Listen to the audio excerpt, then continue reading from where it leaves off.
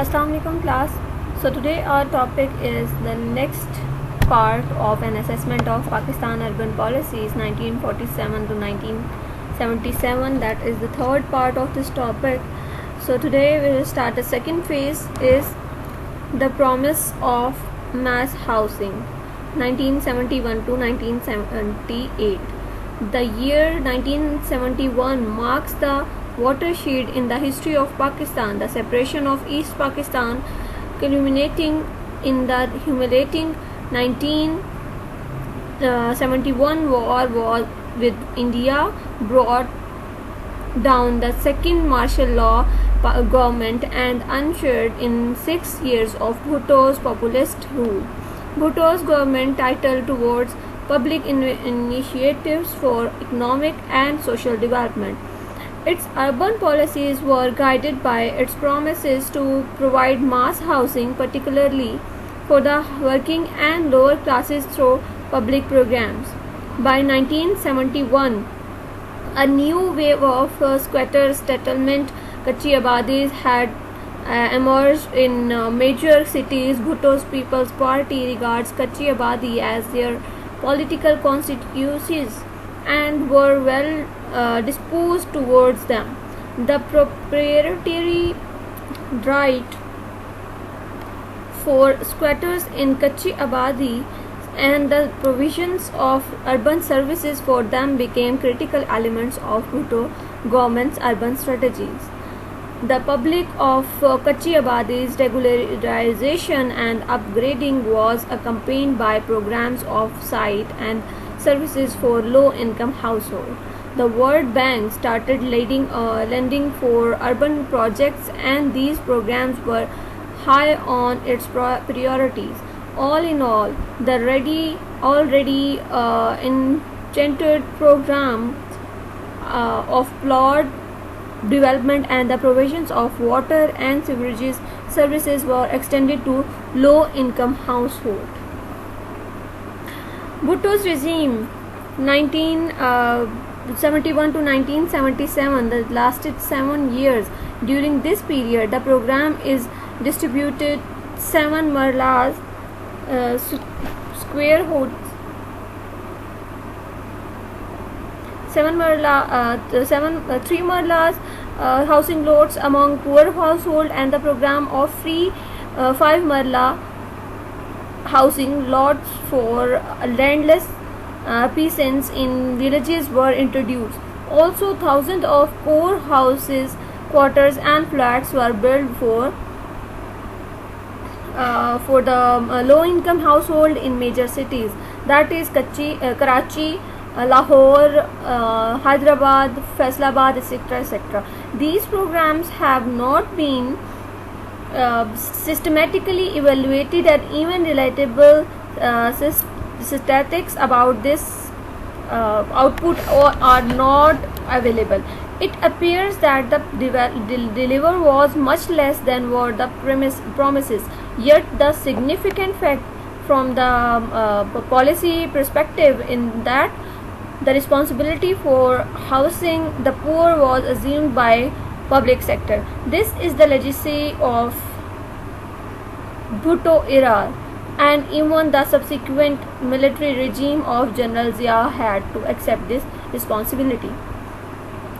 It developed in its own 5 marla and 7 marla plot program. During this period, major suburban land development projects continued to be the idiom of urban development, that is Latifabad colony in Hyderabad, People's Colony Faisalabad, 1600 acre scheme in Lahore, and Clifton in Karachi.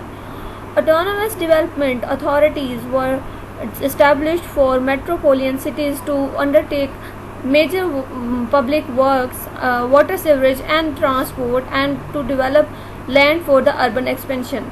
Example include Lahore Development Authority 1975, Hyderabad, to Multan 1977, and Faisalabad 1976 development authorities, and the Urban Development Board in NWFP. Similarly, public cooperation were established for the construction, National Construction Company, design and planning of public projects. Plots of public works as instrument of urban policies became all the more intensified in this era. Housing and commercial plots even at subsidies priced to politicians, public officials, and professionals was a deliberate policy. These allotted plots became the means of acquiring assets whose market value was 5 to 10 times the official price. They have become the currency of corruption, and the policy is engendered in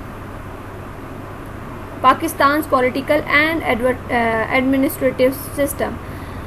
Plots were distributed across class lines, primarily benefiting those with political and administrative link to the authority.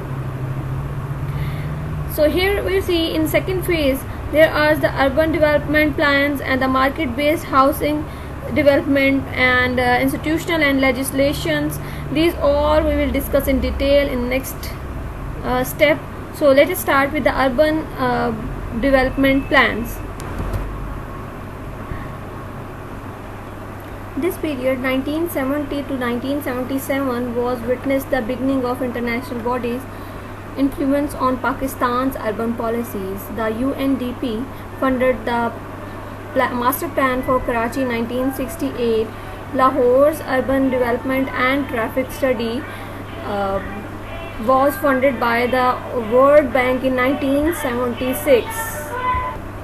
This project laid the basis of subsequent World Bank loans for the upgrading of Lahore's walled city, expanding the city's water and sewerage facilities, historic conservation and the road and the mass transit schemes. In the 1960s, UN agencies funded urban development on a project by a project basis.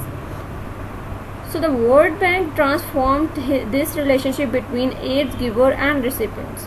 Its funding came with a policy agendas and were contingent upon conformity to its policy model and advices.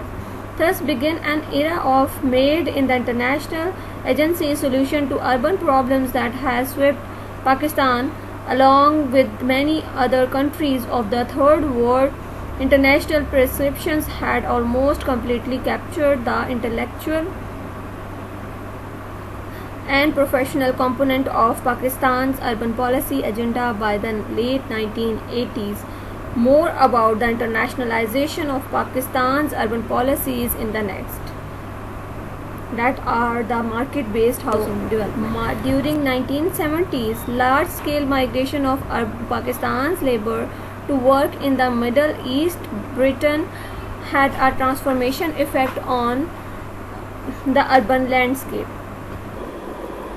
The remittances targeted unprecedented home building activities and consumer goods industries.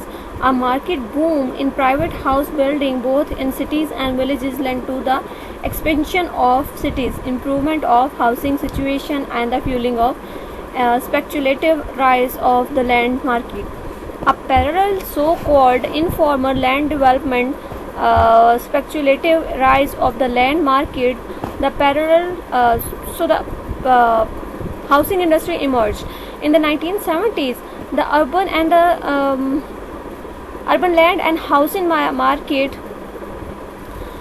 demonstrably split into three segments, namely there are three segments that are mentioned there. The upper circuit of urban land and subdivisions complete with the services and allotment courts for the influential. The lower circuit of indigenous and private land development schemes leading to the formation of new laws for lower middle class homes and businesses. There is a third one, that is illicit lower circuit of Kachi Abadi and land grabbers. The public programs for the land development set in the example and laid the path. Private dealers and developers emerged to fill the gap in the market. The illicit lower circuit of the private market operates in the convenience with the public officials, and often their participation to produce so-called unorganized or illicit subdivisions. Even the public programs of the regularization of Kachi Abadis in turned by the middlemen, local leaders, politicians, and the government officials into a illicit market for land rights. Concludes our study of squatter upgrading programs in Karachi, or in Kachi Abadi of Karachi. Here is the institution and the legislation process. A Confiscatory Land Acquisition Act 1973 for the compulsory acquisition of land for housing at fixed price of 20,000 rupees per acre was enacted in Punjab, and a similar but less stringent legislation was introduced in Balochistan. These acts incorporated the 1970s notion of public sector supremacy in delivering mass housing. They were pressing resisted through court challenges and the expansion provisions along 30% of acquired land of owners' use. These acts were repealed in 1980s. Other legislative and institutional measures of this era included Provincial Local Government Ordinance 1979 and the Punjab Development of Cities Act 1976.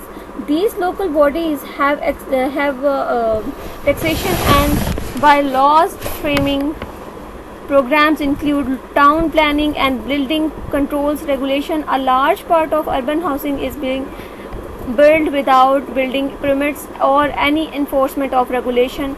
My own estimate for Lahore in the 1970s was that only 12% of new houses were built with official authorities.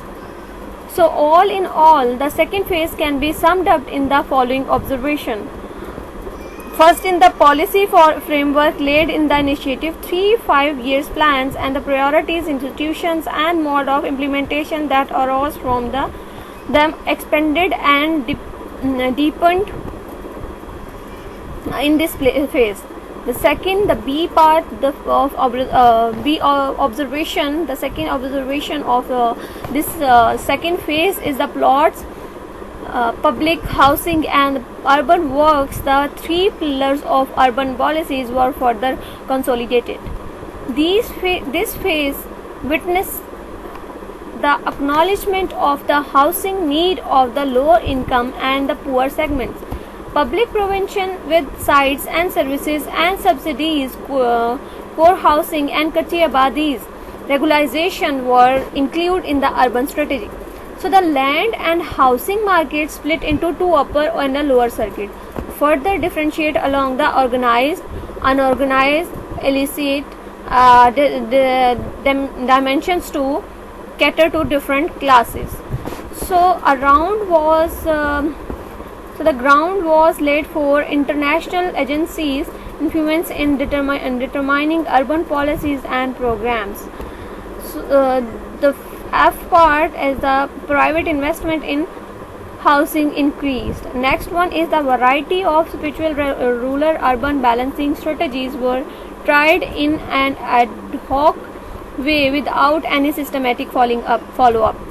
So the constructions and public work based in urban policies were further strengthened. At the end of the decade, the housing consensus of 1980s showed a strict increase in the number of urban housing. So the quality in this show further deterioration. This outcome is evident from different areas that about 1.43 million units, 40.4% of the housing stock in 1980 were built in the previous 10 years compared to 1.4 million or 39.6% built in the preceding 23 years since the birth of Pakistan. and only 6.3% of dwellings built in the 1970s had latrines in the houses. Another 32.2% had no access to a latrine. The condition of houses built in the previous 23 years in the better on this index. Thus, the next outcome from the 1970s housing program is probably a reflection of the expansion of Kachi Abadis with a lot of new units that were lacking in basic facilities.